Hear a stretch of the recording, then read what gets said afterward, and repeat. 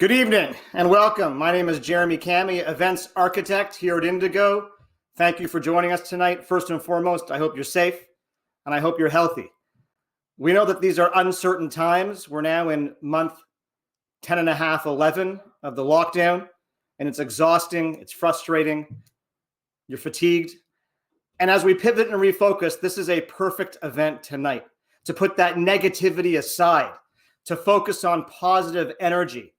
And who better than an Olympian and the star of the show as well, François Ménard, and his book, Train Your Brain Like an Olympian, and in French, which was released in 2019, L'Olympien au Bureau. So for anyone in Quebec or anyone that speaks French, the book is available.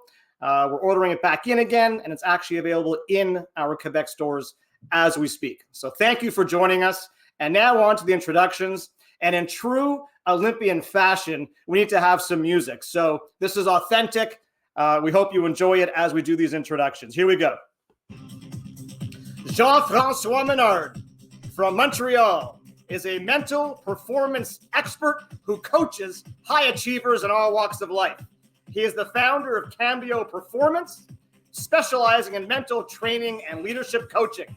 His clients are proven winners, Olympic gold medalists, Cirque du Soleil artists, Super Bowl and X Games champions, surgeons, musicians, and corporate leaders. He is a best-selling author, a radio personality, and accomplished speaker who travels the globe to share his knowledge with top-performing companies. And in one of his most recent posts on Instagram, he said the butterflies in your stomach are actually a good thing. Maybe we'll get into it. Good evening, Jean-François. Ça va bien? Ça va super bien. Thank you, Jeremy. Great introduction. And now, someone else equally as talented. Tessa Virtue is the most decorated female figure skater in history. Together with her ice dance partner, Scott Moir, the pair earned 5 Olympic gold medals, 3 gold and 2 silver, and captured 3 world titles. Throughout their 22-year partnership, Tessa and Scott epitomized teamwork, resilience, grace. Tessa is currently pursuing her Master's of Business Administration at Queen's University and has collaborated with countless corporate brands for national campaigns. Committed to empowering women, Tessa continues to inspire the nation as she navigates life beyond the actual sport. And in one of her most recent posts, it was very interesting. Someone posted a comment, and her response back was, "You are the prize." Very, very, very profound. Tessa, good evening. Hi, how are you? Life is good. Yourself? Great. I'm so excited for tonight. I feel like we've been counting down for ages. Hey, JF? Oh my. Yeah, it's been great. I mean, all the excitement we got with the book, and especially how important it is to be mentally tough in these particular times. So yeah, it's great that we can finally do this. And Tess and I are both very busy people, so to be together and talk about this tonight is special for sure. Well, it's a pleasure that you're both here. I see down at the screen 391 and counting. There's also 14 questions. So for everybody out there, we encourage you to ask a question.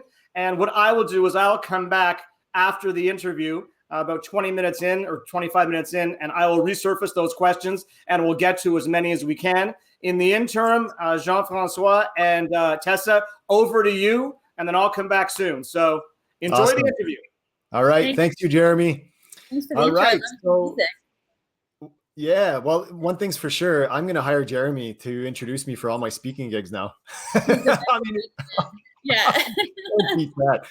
All right. So first of all, I want to say thank you to Indigo for hosting this event. Very, very grateful that you're doing this. So thank you so much.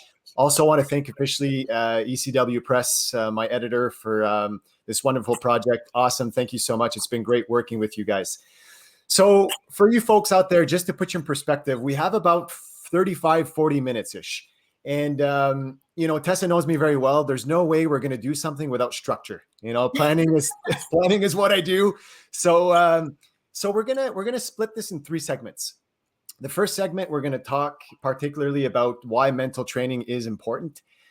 Secondly, we're going to talk about the Pyeongchang Olympics. So you, Tessa, the lead up that we lived together for the Olympics and the actual experience of competing at the games in 2018.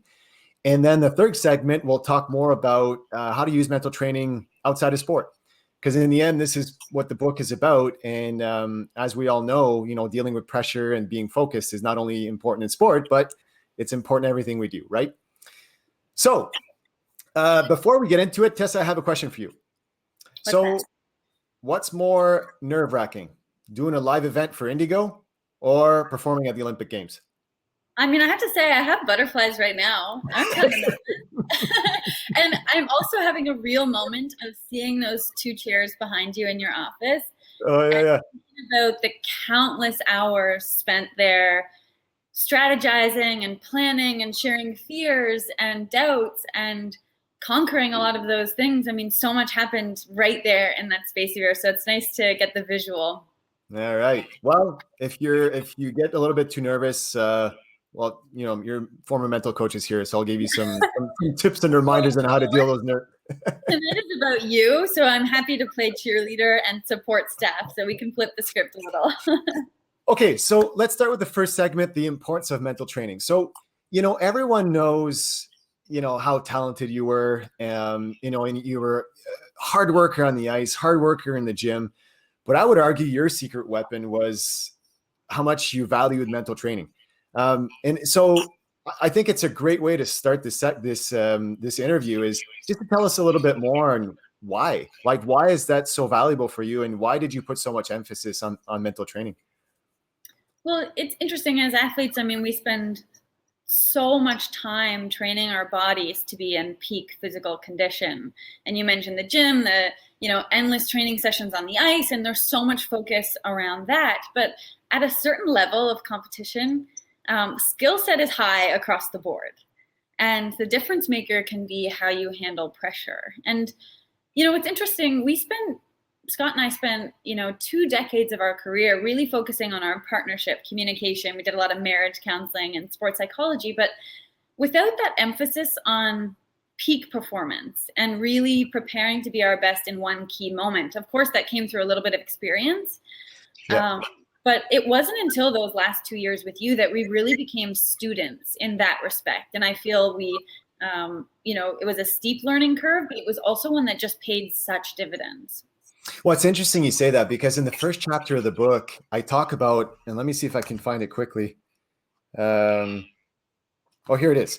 So I often use the table as a metaphor to explain, if you want to be solid on your feet as an athlete and be very like a complete athlete, a complete performer, there are really 4 elements you really need to take care of. Like, so the technical aspect of your sport, which you guys, technically you train the different steps and the twists and the twizzles and, everything that's related to figure skating on, several hours a day. There's a tactical aspect, there's the physical aspect, but then that 4th leg, the mental aspect, I mean, you're right. I mean, if you want to be a complete athlete, like if you think of the athletes that go to the Olympics, they're all physically trained, they're all technically trained, but in the end, the ones who are able to manage the moment, manage the pressure, the brain is the motor of performance, right? So in the end, it's so true. And, I'll never forget the moments, back here. And it was a little bit intimidating at the beginning to work with you and Scott, because you would show up with your notepads and a pen and like peppering me with questions like, yeah, like,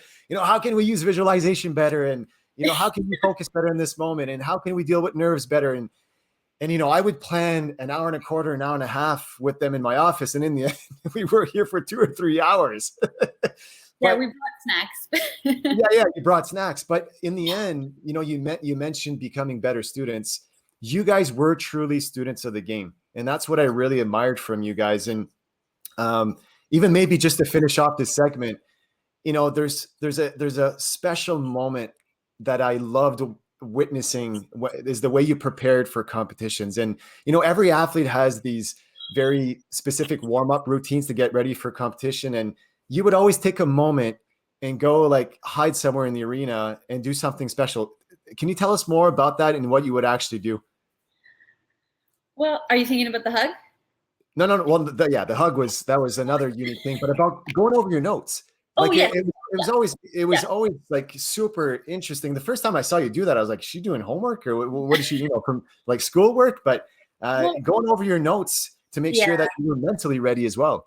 Yeah, it did.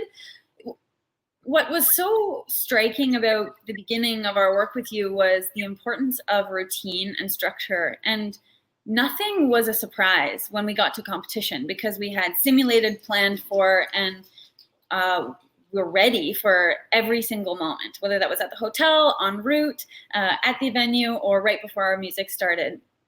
And we wrote out, I remember we had to email, it was a task. We had to email you, this is what I do the entire day of a competition. This is what I do 5 minutes before. So everything was just so regimented.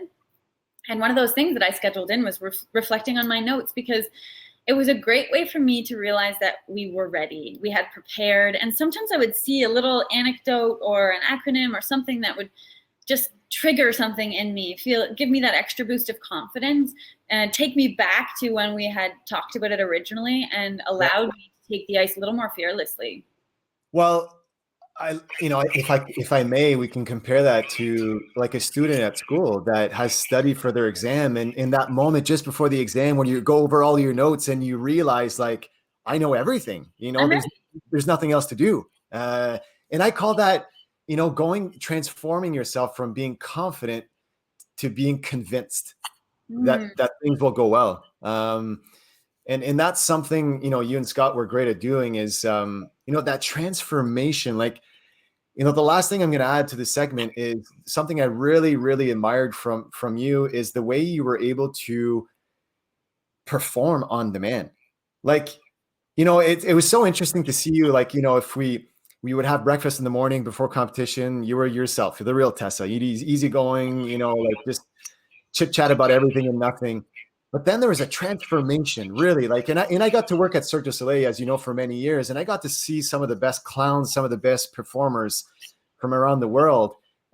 You were definitely one of the top ones, from like literally transforming yourself from being Tessa Virtue to the figure skater who is there to compete and to win. And if you think back of that actual transformation, what went on in your head? Like, what was it was it difficult to do that? Or was it easy given all the experience that you've had? This is fascinating because we've not had a chance to really talk. In your book, you reference your experience at the Olympics, for example. And it's such a unique perspective because you are right there living it with us, but we haven't spoken necessarily about what you saw from the outside.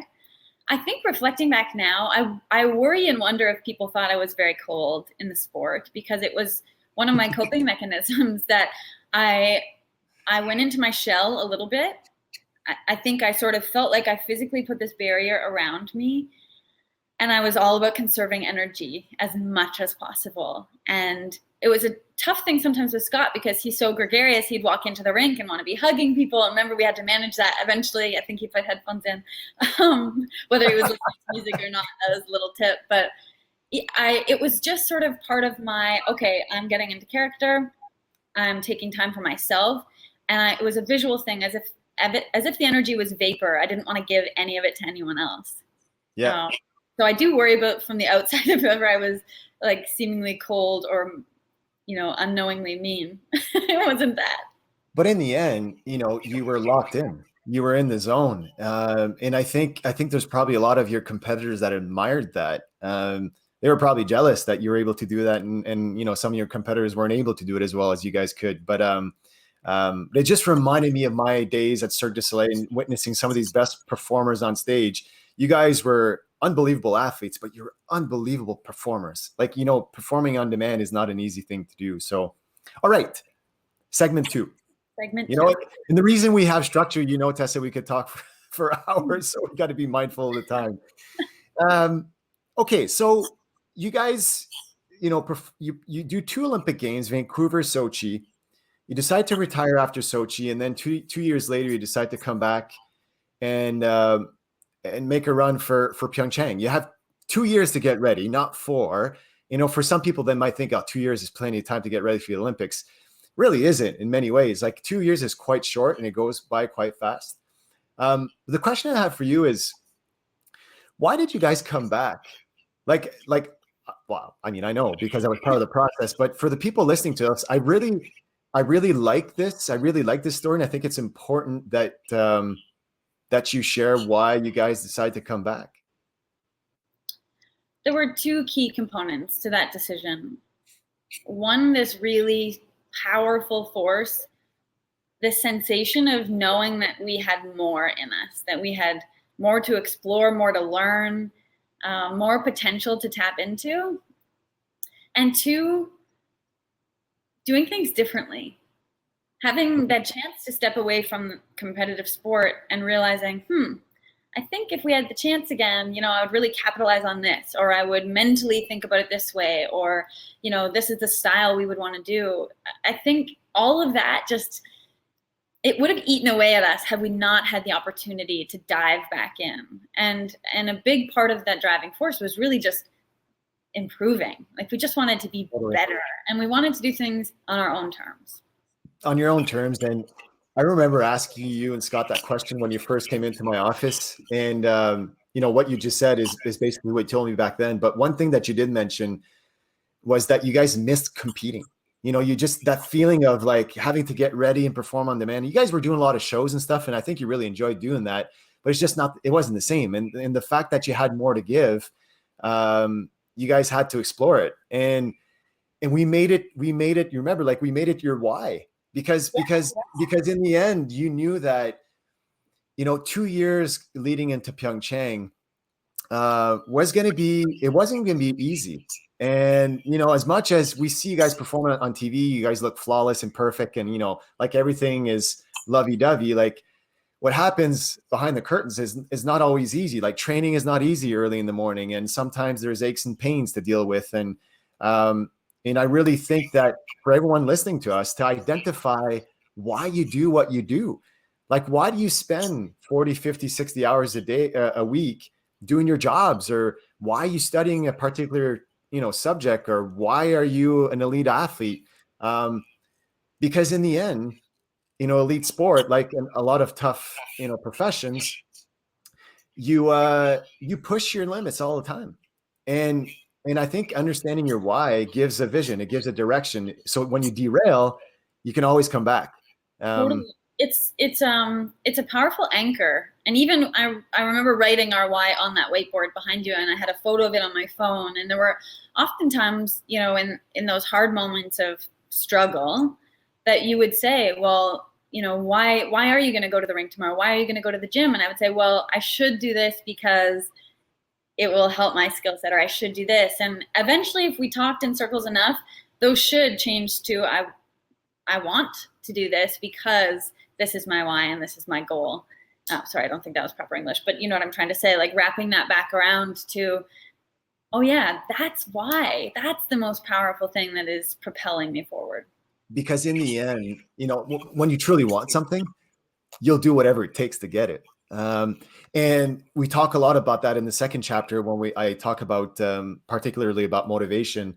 If you split the word motivation in two, it gives motive in action. And in the end, when those motives are very clear, the reasons, the things, the environments, the challenges that will make you take action, when you pay attention to that, it's like out of sight, out of mind, right? Like if you don't pay attention to that, it's difficult to think that you're going to be engaged and really, connect to what you're doing. But it was, I remember, creating that why with you guys, and how many times did we bring it back? And I think like the word anchor is a great word. It's something you can rely on. And in the end, when you think about your why, it's always that kick in the rear end that you need to get going.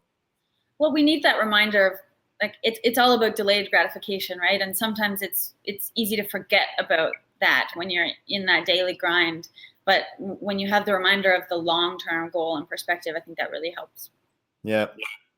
Okay. So you guys do your first competition in September of 2016, and you win the first 12 competitions. First place every single time, which was the goal, were the expectations. You achieve your goals every time, even though sometimes you're not entirely satisfied with the way you skate because you guys are so perfectionists. But that's for another discussion. But you have lots of success. And then we show up in Japan. It was 2 months before the Olympics in Grand Prix finals, and you guys finished second. And I think it's important that we talk about this moment because, we're always tempted to talk about, our successes and the great things that happen and stuff. And sometimes we don't open ourselves to talk about our vulnerable moments and the moments that we didn't perform like we wanted to. So do you think that second place was good or bad, considering where you guys were in the process of getting ready for the games? I think, it was good. It was a great thing, but it was good because we had the team around us to help leverage that and reframe it into an opportunity for growth. The same thing happened to us. I think we were having these crazy flashbacks of 2014 because of the 2013 Grand Prix final. We were second and went into Sochi and just felt like we never got that momentum back. And so we were frightened. And it was, the only time we would meet up with Gabrielle and Guillaume before the Pyeongchang games. So there was just this feeling of not measuring up and wondering, oh my goodness, what can we do? Yeah. But we made major, major changes to our free dance after that. And we had sort of planned, and we talked about that a lot. We had sort of planned on making that change. But I think had we won, we would have been really reluctant to, because the feedback would have been, well, it's working. It's good enough. Why don't you stick with the game plan? You only have 2 months. Well, we totally changed the last 2 minutes of an Olympic program. A complete overhaul, which was terrifying in and of itself, but we had that extra get up and go and that extra, confidence in taking that risk, because at that point, we were chasing. And it's really the ultimate place to be as an athlete, to be feeling like you're coming from behind and you're chasing. But I do think it rallied everyone around us to sort of refocus and reestablish, okay, no, these changes are important, and this is why, and this is how we'll implement them. I truly believe that continual success can actually be your enemy sometimes. Because what happens is then it just becomes the norm, and sometimes we become complacent, and we take things for granted. And I really like what you said about, we were planning to make some changes going into the games, but what if we would have won that competition? Maybe we wouldn't have felt forced to make those changes. And I'll never, ever forget the month between that competition mid-December and then nationals in Vancouver 1 month before the Olympic Games, where you guys performed 2 world record scores in Vancouver. And I truly believe that a part of the gold medal victory in Pyeongchang happened in Vancouver a month before. I remember witnessing that, and it was I was so moved from what you did, because you guys in that month, you're right, made so many changes to your program, but I would argue you made a lot of changes to the way you handled yourself around just making sure that, okay, that happened for a reason. We finished second. You know what? It's just a little bit of a wake-up call. But there's no way we're going to let that really influence what's going to happen at the games. And so I just wanted to share that, because in Vancouver, a month before Pyeongchang, it was almost like a confirmation of, okay, they're ready.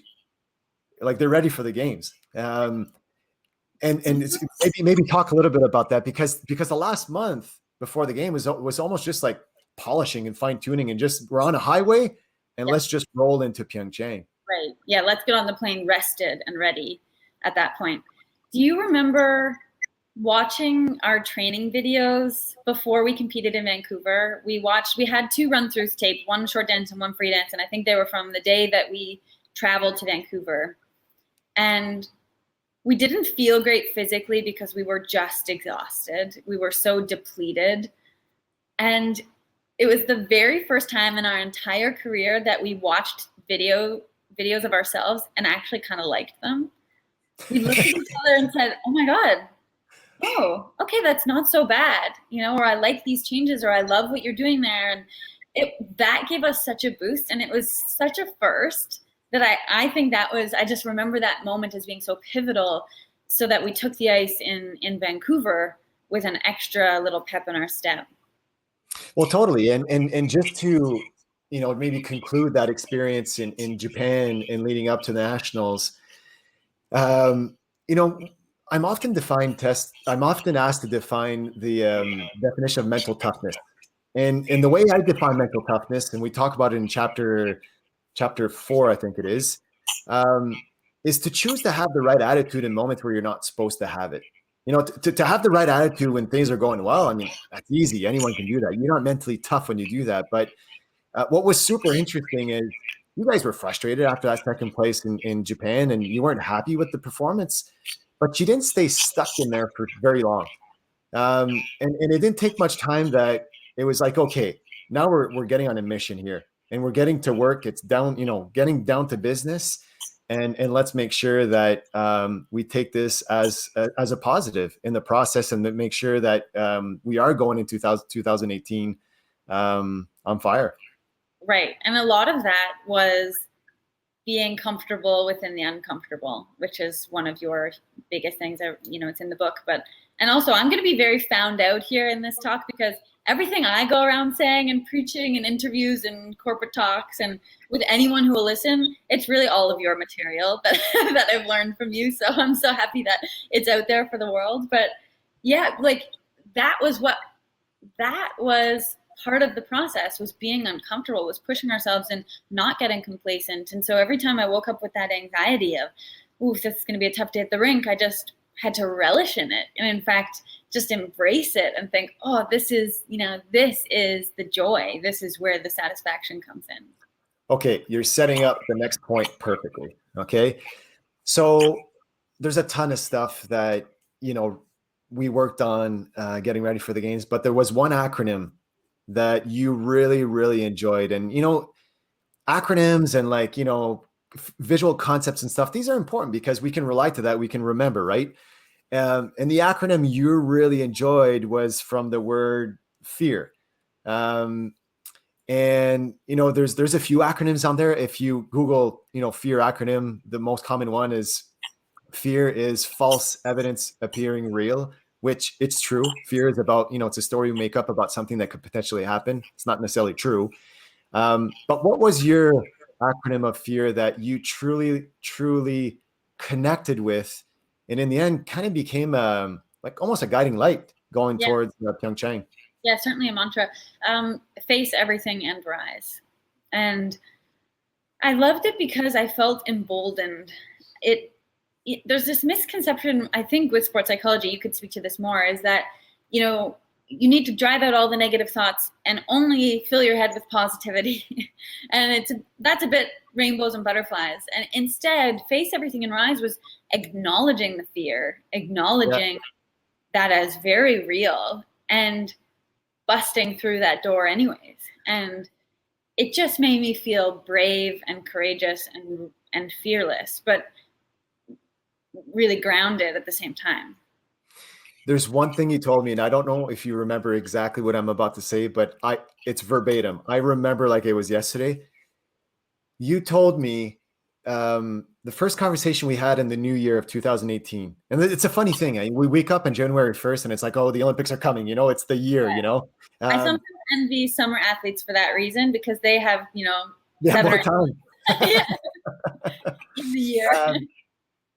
You told me, based on this acronym, that you didn't want to be a victim of the games, and you wanted to control the games. It's almost like you want to instigate, your performance and whatever is going to happen at the games. And it's such a perspective thing, instead of being a victim of, the games. It's huge. I mean, there's so much going on, and, there's so much expectations and yada, yada, yada.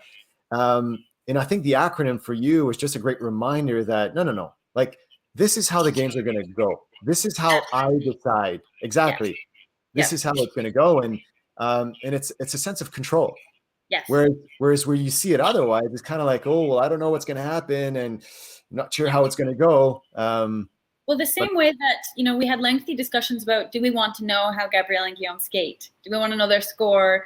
How they've done, and ultimately we decided no, because it wouldn't change our moment. And we wanted to be able to, no matter what happened in the arena before we stepped on the ice, we wanted to step on the ice and make our own moment and really dictate the feeling in the whole building. And feel, whether we could or we couldn't, we felt we were in control of that. And I think that's a really powerful thing. You're right, with so much stimulus surrounding us. Okay, so the pressure of the games, you know, like you and Scott are picked to carry the flag, and we all know, you know, the curse with the flag. You know, it's bad luck. You know, you guys wanted to obviously win, so the pressure that comes with that, you know, end your legacy on a high. Maybe just quickly talk about the whole thing, and how did you end up managing that for it to be controllable? Well, we both bawled our eyes out when we got asked, when we found out that you know, we had been selected to be flag bearers, and it caught us off guard a little bit when I would say maybe half of our B210 team thought it wasn't a great idea, because it didn't even cross our minds to say no to something like that. That was just the ultimate honor. And in reality, I think what, you know, our team was concerned about was that energy management and the stress and the pressure, and there's waiting, and you know, there's a lot that goes into an opening ceremonies. It's not just that lap around with the flag. Well, there's all the media that happens in Canada before you leave for Pyeongchang as well. Like you had to go to the parliament, you know, there's all these things you need to, you know, to be part of. And it's so exciting, but it's also an energy drain when you haven't planned for that. And it was 2 days before the team event. So we really had to strategize about it. I mean, we never waffled on our desire to say yes, but that's when the team came together, and Chris Rodstilsky had the flagpole mailed to Montreal so we could practice with it. We had the boots that we were walking in the opening ceremonies with. We had those to practice. We worked with our nutritionist to plan, okay, these are the exact snacks we're going to have on the night of opening ceremonies in our pockets.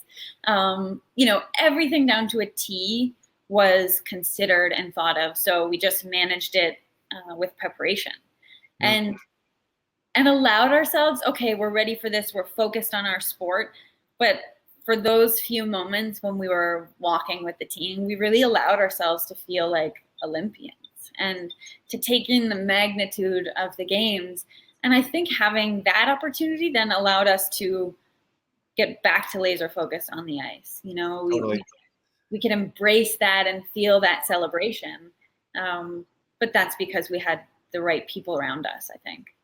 Well, you know, like the adage goes, if you fail to plan to fail, you know, and I think you guys really enjoyed making, you know, knowing that everything was thought about and taken care of. And but to close off this question, and we'll get to the next one in 2 seconds. I talk a lot about managing pressure in chapter 6, and I'm a big believer that there's 2 types of pressure. There's the pressure that comes from above, that is the negative one. So self-doubt and will I be able to perform, you know, to the abilities that I need to, and yada, yada, yada. That's the negative type. That's the one that comes from above that we carry on our shoulders. And that's the heavy one. We don't want that. That's one way to see pressure, but pressure can also come from behind, you know, and propel us to perform at our best. You know, I can't wait to perform at the Olympic Games. You know, it's going to be so exciting to represent our country. And so it's a perspective thing. Pressure is always about perspective. And in the end, I always tell, you know, I told you guys for sure at some point, like, if you feel the negative pressure, it's your fault. Right. If you feel the positive pressure, it's also your fault. Like you're the one that is imposing that on yourself. And we can't say that pressure is negative, because athletes like you and Scott felt a tremendous amount of pressure before you skated, and you won the gold medal. So we can't say that it's only negative. It's also a way to really bring the best out of you, as long as you see it as your friend, you know, as your ally. Yes, it definitely needed to become our little buddy that we felt very comfortable and close with. Told all our secrets too, but I think you know, if we were at an Olympic Games without pressure, what's the point? I mean, I honestly believe that was part of what made it so special. The end result, or, you know, the formulation of the process, the culmination of the process was purposeful and worthwhile because there was pressure and stress. Otherwise, it wouldn't have mattered. It wouldn't have meant anything. And how many times did I tell you, you guys signed up for this? This is what you asked for. This is what you asked for. I kept telling you guys, and at some point, I'm sure you were tired of hearing me say that. But in the end, I found comfort in that, especially in that waiting time between warm up and free dance. Because Scott repeated that too. This is exactly the storyline you've been craving. So don't back down now. Don't press that eject button now. This is when you need to step up. Totally. So before we go to the third segment, I want to just share a little story, and then I'll ask you a question, and then we'll go to the third segment. So there's a team event early in the games. You guys perform very well for the team. You guys win the gold medal, yada, yada, yada. It's a huge event. It's awesome. Big high. Then there was was it 6 days, 5 or 6 days before your individual performance? And we went to Seoul for a few days to disconnect, rest and recover. And, people that are, don't really understand, how athletes really prepare for moments. They train hard, but I would argue they recover harder. And that's the secret in making sure you're energized and you're fresh. And that was the secret weapon, I think, for you guys, is you guys were so good in Seoul to, and Seoul was about 3 hours ish from Pyeongchang, more or less, without traffic. There's a lot of traffic over there, but we were so comfortable in the hotel, and it was all about we got massage and going to the spa and, eating great meals. Room service. But the reason I want to talk about this is when we all came back to Pyeongchang in your first practice back, where in figure skating, the judges are looking during your practices. So you're on. I mean, competition's not going on, but it kind of is at the same time, because they're already looking at what you're doing. And again, there are moments in your life where I'm going to bring to my grave, and I'll never, ever forget how you and Scott were so good during that training. It was scary to watch you, how fresh you were and how on point you were. And I remember watching the judges and other coaches just, these other coaches were supposed to look at their skaters practicing, and they were all looking at you and Scott.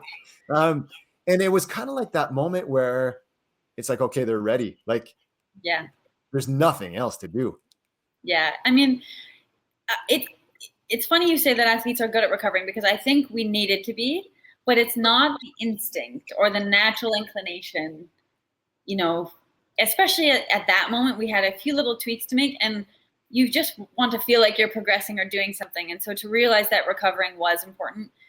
It was nice to have you there to say, oh, you feel low, you're exhausted, your body's aching and tired. That's what you should be feeling right now.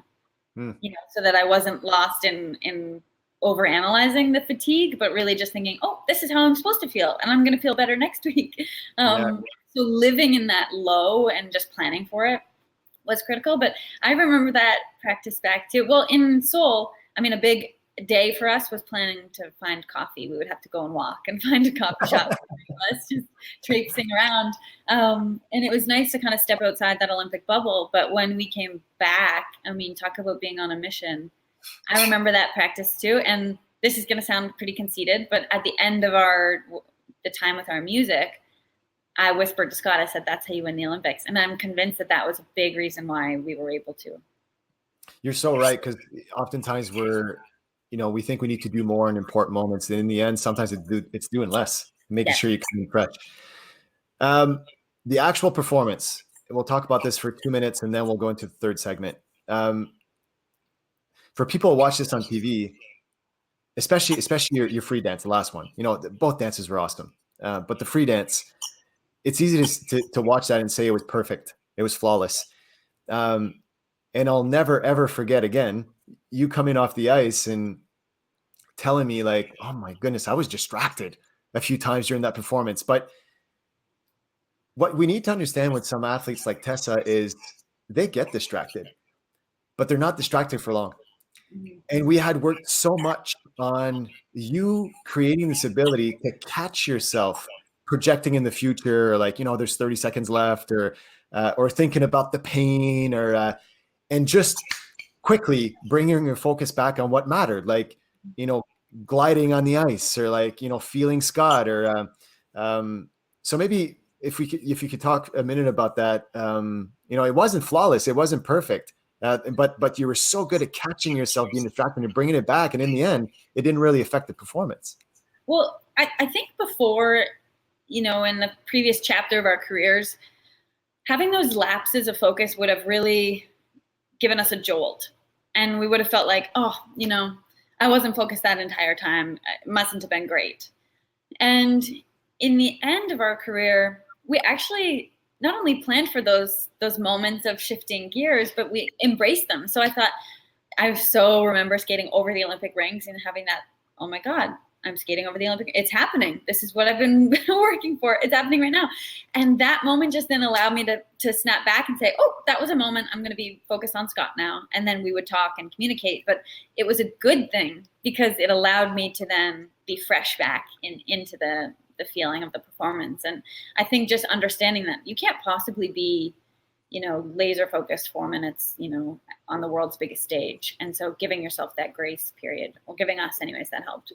Yeah. Well, and you guys did a lot of coping imagery, like imagining some of these moments that you might be distracted and imagining yourself reconnected, which, what you're doing is you're creating a neurological map in your mind to come up with a solution whenever that happens. And anyways, we could talk about that for many, many minutes, but in the end, you guys ended up winning gold medal, and to be on the side of the boards and witnessing that, it was such a unique moment because I was crying and laughing at the same time, and I didn't know which emotion to feel. And then, hugging you guys. And by the way,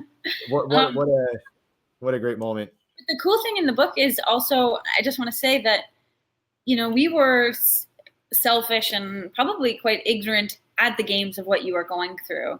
And, you weren't coming into our session saying, I had to change accommodation or I'm doing this. And I got a greater understanding of just your discipline and your planning for that to also be performing at a high level. And I think that is so cool. I loved that you shared that in the book because it's just a different perspective, and you're absolutely right. I mean, we needed you to be at your best, and there was a lot that went into that. Well, thanks for sharing that. I'm just a big believer that when you work with high performers, you have to be a high performer yourself. And this is true in any field. You're dealing with high-end clients, like you're dealing with, students in a school. If you're a teacher, they expect the best of you. And it's important to make sure that you have ways to be the best version of yourself on a daily basis. So anyways, we talk a lot about that in chapter 5 in terms of focusing skills and how to reconnect. And so we're going to finish in the last 5 minutes with mental training outside of sport. So, you're involved in so many things. And I know we could talk about this for probably hours. What you bring from being a former Olympian, elite athlete, and how it helps you now be a student, and an entrepreneur, and all the other projects you're involved in. So maybe just share, because this is the whole idea of the book is transferring mental training skills that we work with athletes, but to bring it in the normal day life, and regardless of what you're doing, right? So maybe just within a few minutes, share a few examples of how you use mental training skills in your everyday life. Yeah, I mean, it's one of those things that people talk about, that skill set being transferable. And I'm really living it right now and recognizing that so much of it is embedded into the workplace around us. And so many of those skills and techniques are required to flourish. And the strange thing is that often we know the things that we could do to help us succeed. We know if we exercise, if we eat better, if we, put our phones away at night, we know all of those things, and yet it's hard to act on them. And so I think, as an athlete, I created this environment that was so much a suspended reality. Like, that wasn't the real world. I could be so singularly focused, and I was in this real bubble. And now with so many demands, I'm finding anyways, I really have to separate the things that I can control and the things that I can't. And find structure, find purpose, challenge myself in ways, but also understand that like I can't wait for the right time for when I'm going to feel like doing the hard things. Like there's no good time to do the things you don't really want to do. And in sport, that wasn't really an option to procrastinate those things. But in life, I mean, we find these very creative ways of avoiding certain tasks that even if we know they'll help us. And, you know, as I was reading your book, and I've been reflecting on our journals a lot because I'm trying to apply all of this sense of resilience into what I do now. And so much of it is taking care of the details, putting in the hard work to plan and prepare, and sticking with it. Totally. It's not complicated, but we have to help ourselves and set ourselves up for success. Well, and I mean, so many examples, like, you know, you're having a why as an athlete, you know, having a why as a student, having a why with whatever, you know, projects you're working in, boosting self-confidence, like celebrating little wins. How many times have we talked about that? You know, and it's so important to do on a normal day basis. Like we're so good at catching ourselves being bad, criticizing ourselves, like, you know, being negative with ourselves, but catch yourself being good. Like, you know, the brain fuels on accomplishments when we're aware of them. So regardless if they're big or small. So that's super important. Like mindful breathing. Yes. You know, how much did you, Scott, train your breath to make sure to be able to be calm on demand, to have the front part of your brain operating, the smart part of your brain, instead of your limbic system where you're panicky. Well, it's the same thing if you're getting ready for an interview or, you know, you're doing, you know, a keynote speech to 1,000 people and you want to do super well. Like it's the same thing, right? And I could go on and on and on and on. And that's the goal of the book, basically, is to make people understand that these things are, it's simple to apply when you know how to do it. And, you know, sometimes a lot of these types of books, that's the feedback I've been getting anyways, is they remain a little bit theoretical. And my goal with this book was to make it really practical and to, you know, to use some storytelling and images to support what I'm explaining, and specifically, you know, making it relatable if you were not an Olympic athlete or a professional athlete in the past. So. Well, and you've done just that. I mean, you can pick up this book and go to any page and there's a takeaway, there's a nugget of information, there's something you can apply to your daily life. And whether that's on the Olympic stage or not, it's all relative. And I think it's just about being your very best self. So equipping yourself with those tools is important and integral to that. So I'm so proud of you, and I'm so excited that you're sharing your knowledge and your experiences with so many people. I just love it. It's so great to like hold in my hands after talking about it with you for such a long time. It actually feels good. ECW, it feels soft. Yeah. Tessa, thank you for the kind words. But in the end, you know, athletes often give me credit for the work that I've done with them. And athletes will never understand how much you guys give to me as well, because in the end, and it's the same, you know, the nutritionist will say the same, strength conditioning coach will say the same, skating coaches will say the same. Like it really is a partnership. And in the end, most of the stuff that you used, it didn't really come from me. It was more, we created it together. Because I'm not a recipe type of guy. Like whatever I told you to work on, it was different for someone else. Because, you know, we, based on your needs, we came up with something that was relatable to you, right? So thank you for the contribution in all those stories in the book, and you know, your participation. And so Jeremy, I don't know if you're still there. I just realized that we've been talking for 48 minutes. Hopefully you didn't fall asleep. But let's take maybe a 5-10 minutes for questions. I'm not very good with technology, so I'm not too sure how to manage the chat box, but you're there. There you go. I'm not surprised. I knew you were going to be there. So, would I ever let the both of you down? We've got an Olympian and a mental health coach. Of course, I've got to be here. I've been taking notes. This is great. We can't get there. Okay, so there's 27 questions. We can't possibly get to all of them.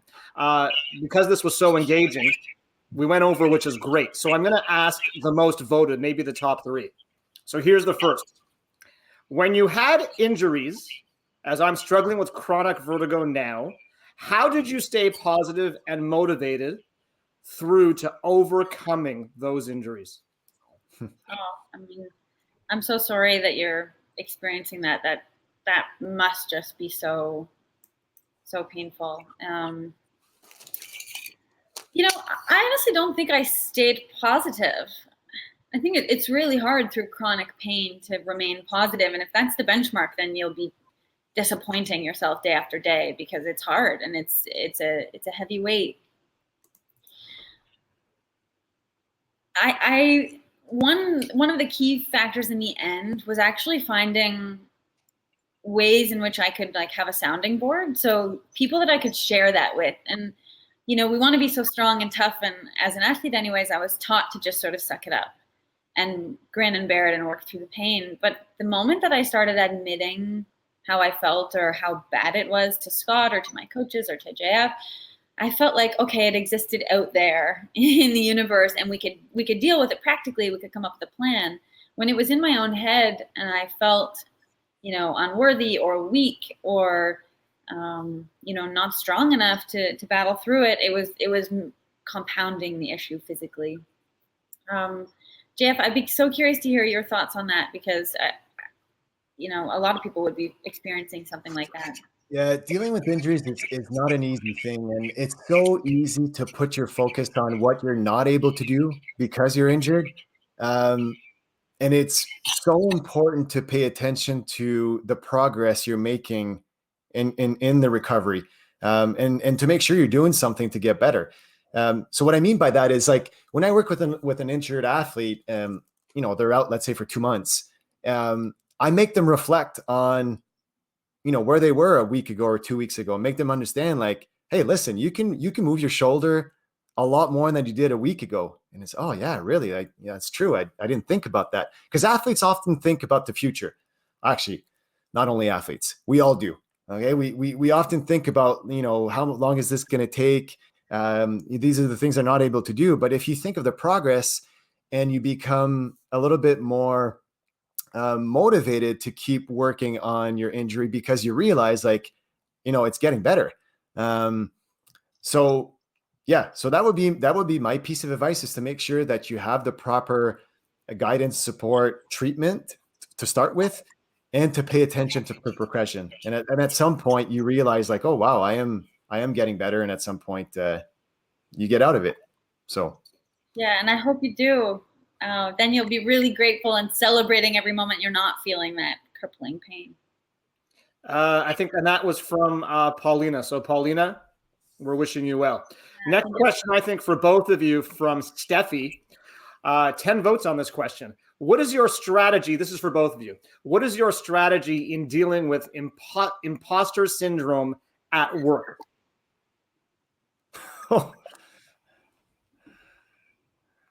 But, that's an intense one. It's a funny one because like I felt it even in our very last tour in 2019. I would take the ice and feel like, oh, at some point everyone's going to figure out that I'm a fraud and I'm actually not good at this. But I have medals and objective success to show that like at one point I was the best and yet I still felt that. So I remember telling my sister that and she would think, oh my goodness, I can't believe you feel that same way because we had measurable success. So it's a very real and normal thing to feel. JF, what's your take on it? I felt it twice. Well, more than twice, but 2 particular moments where it was really strong. I remember when I was getting ready for my first Olympic Games in Rio in 2016, a few months before the games, I felt a lot of pressure, and I was thinking like, am I really ready for this? Because some of the athletes I'm working with are supposed to medal. And I needed to discuss with a lot of people around me that had been to the games before and make me realize like, no, like you signed up for this. This is what you wished for, right? It took about a month and a half before I really realized like, no, okay, this is great. And writing this book, I got to say, like writing a book is, it was so much fun to put my thoughts on paper. But there are several moments in the process where you question yourself, like, I'm exposing myself here. Like, what if people don't like what I wrote? That really exists. It really, and as a figure skater, it's kind of the same thing. You work on your program so much, and the first time you show it, I'll, we talked about this many times. Like, are judges going to like it? Is it going to fit? Like, are people going to welcome my program the way I think, I love it? It's the same thing for the book. Like, I thought my concepts and principles were very important and people would like to read them, but you don't really know until people give you feedback. So I went through it when I was writing the book. I don't know, Steffi. I feel like probably 90% of the time I was on the ice, I was faking it. I was faking that confidence. So I'm not against that idea of like sort of fake it till you make it. A lot of the mentors I've talked to, even in the business realm, will say that they're put in these positions that they don't necessarily feel qualified for, and you just make your way. And shoulders back, head up, there, off you go. You deserve to be there. Just own your power and know what you're bringing to the table. All right. Question 3 with 10 votes. I love this. We have a very engaged audience who is voting on all these questions. I love it. Yeah. This is from Natalie. Here we go. And I'm so happy that everyone is staying. We got all these people here. No one has left. I'm loving this. Bridgerton can wait. The Undoing can wait. Anything on Netflix can wait. This is much more important. What advice or strategies would you recommend if someone is changing their profession, starting a new course at school, or even just hesitant to do something new, especially if they suffer from mental health issues, including severe anxiety? Can I go first, Tess, on this one? Oh, take it away.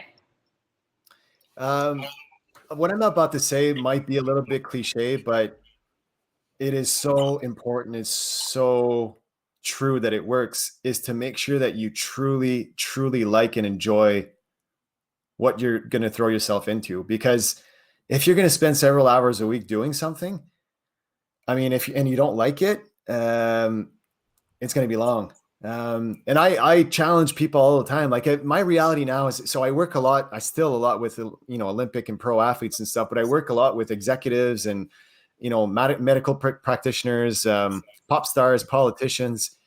And oftentimes they're in my office and we talk about that, like how it's stressful what they do. And, sometimes they question themselves, and I'll literally ask them, like, is this the right thing for you? Like, do you really want to keep doing this? And these are difficult questions to ask ourselves, but in the end, it's really, really important to choose something that you're curious about, you want to discover. And once you realize, like, that might not be the thing, do something else. It's okay. And we're so scared from, how society's going to, what people are going to say about us, or, hey, if you're chasing something, go for it. And if it doesn't work out, just try something else. We'll do one more and then a quick round of Would You Rather. Here we go. Yeah, I know, Tessa, you and I know this game very well because we did it before. Tips on trusting the process. Here's the question. 7 votes, but I don't know who it is because unnamed. Tips on trusting the process and believing in your hard work. I am a grad school student. I'm hopeful, and I find it difficult to stay confident in this journey, especially with self-doubt.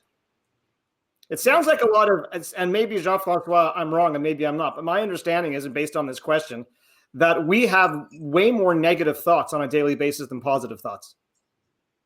We do. Did you know that in the dictionary, there's about 4 negative words for 1 positive word?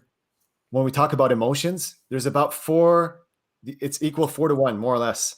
So we have a lot more options, be negative than positive. But anyways, that's a side note.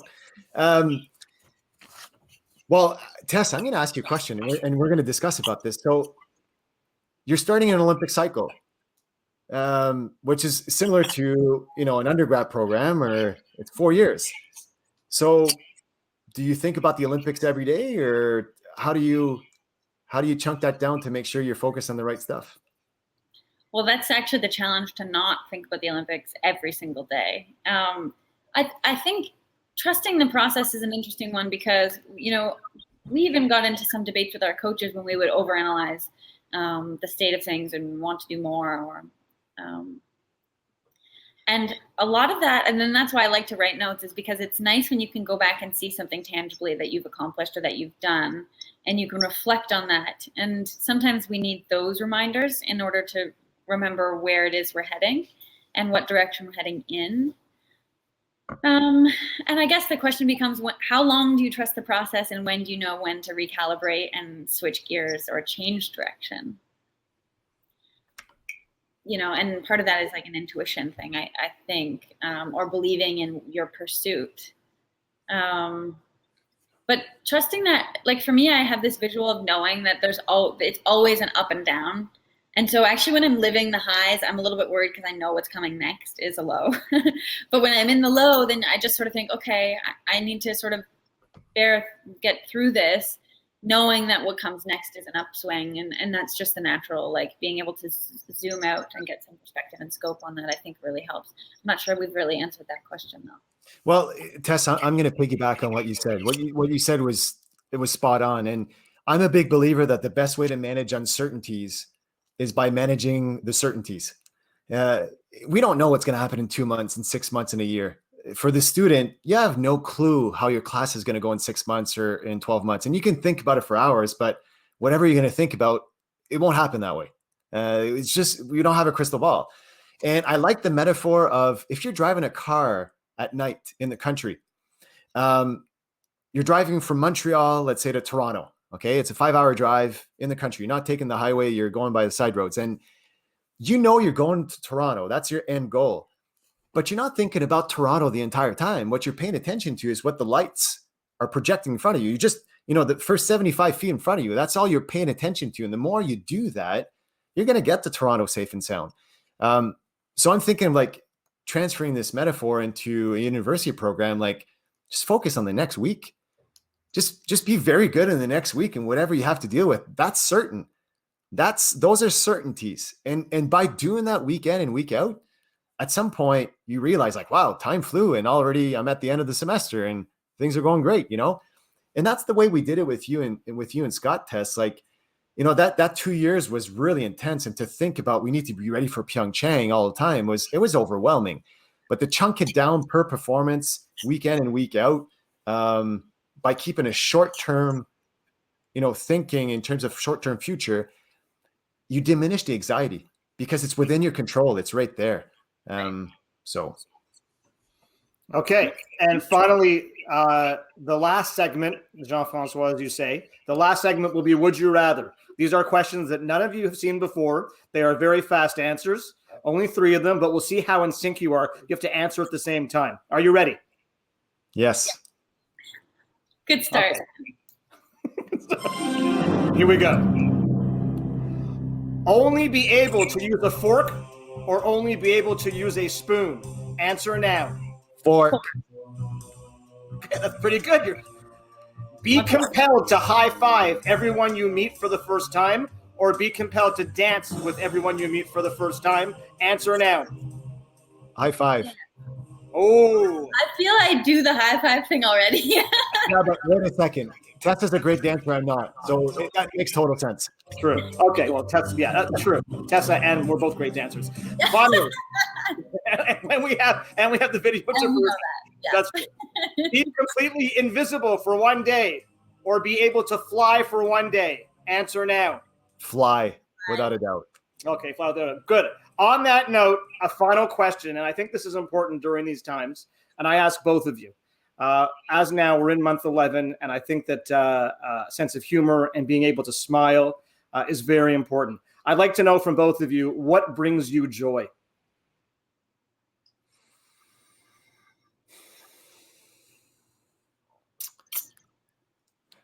Go ahead. First? But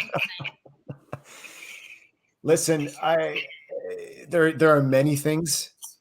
What brings me joy is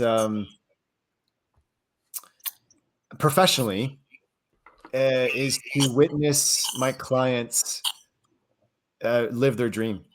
Really, like I keep reminding myself, Jeremy, my why is that I'm privileged and I'm honored to help people achieve their dreams.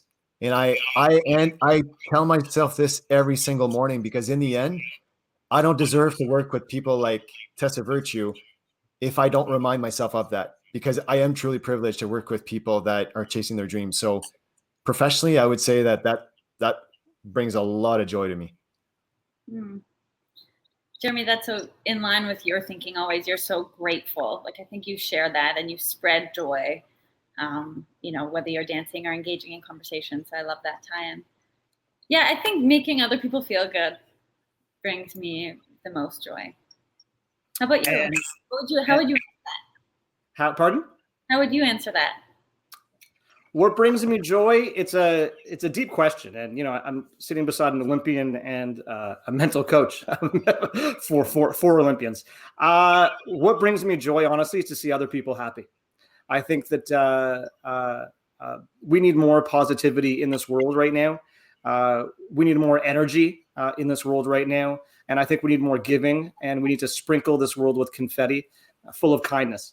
And that's where I see. That's where I see people being happy. Saying hello to your neighbors outside, thanking the individuals who pick up your garbage on a weekly basis, thanking those frontline workers, be it in the healthcare system or even when you go to the grocery store to pick up milk or anything else. So for me, I've often said this, that the way you treat others says a lot about who you are as a person. Absolutely. Well said. And I would add what brings joy to me right now is the fact that we had this event. I mean, and all the 432 people stay the entire time. Like, thank you to everyone for doing that. And I just wonder though, like in the province of the Quebec right now, we have a curfew at 8:00. So I wonder if people stayed on because they have nothing else to do and they had to be at home. And or did they really want to listen to us? I'm not sure. But anyways, or maybe both. Totally true. It was a pleasure to speak with both of you and obviously to watch this interview. Love to have you both on again, perhaps in a few months when this is all over, so we can reconnect and figure out where everybody else is now that we're on the other side. So final notes from either of you. I just want to say for everyone out there watching that you need to stay healthy and stay safe. Last comments, Jean-François, and then Tessa. Well, I just want to say thank you to Indigo again. I started the session like that, and I want to end like that. This is great. Thank you for doing this and for everything that you do that you're doing for this book. So thank you so much, and thank you, Tessa, as well, for accepting the invitation. Of course, I wouldn't have missed it. Thanks, and congrats to you. I'm just so excited. Thanks to Indigo, but thanks everyone for joining. Stay safe and take good care of both yourself and others. And don't forget, the book is available right down below. You'll see that link. And also in Quebec, the book's available in store. And for everyone out there, we'll meet again. Have a great afternoon. Have a great evening, wherever you're watching from. West Coast, East Coast, Central. Take care, everybody. Hello to the folks that I know. Tell them I won't be long.